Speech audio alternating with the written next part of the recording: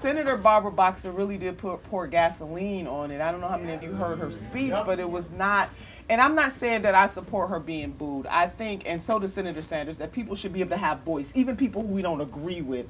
We should allow them to give voice, but booing is not violence. Right. And then Representative Lucy Flores, who is from Nevada, who's running for Congress to be a partner with our Congresswoman right here for progressive ideas. She and I were pulled aside by the chairwoman to ask us to try to bring the temperature down. And we did as good leaders, that's exactly what we did. So Representative Flores did that, then she introduced me, and I was able to bring that temperature down even more. And I say that to you because I could have said, damn this, let's go.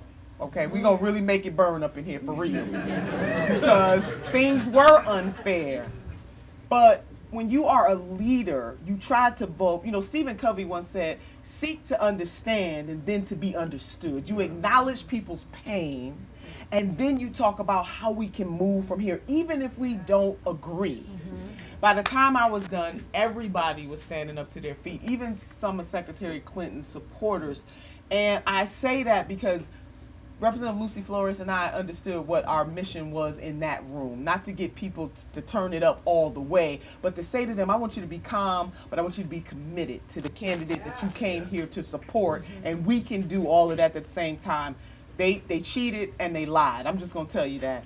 And what really sent me over the edge, what got me turned up, What got you turned up? was what the chairwoman of the DNC did, which is to come out and say that the violence, there was no violence. I'm going to tell you what violence looks like. When somebody shoots up your campaign office, one of your campaign offices, that happened to Senator Sanders, but he didn't go running out into the street saying, oh my God, those Hillary Clinton supporters. He didn't do any of that. He wanted to make sure his staff was safe.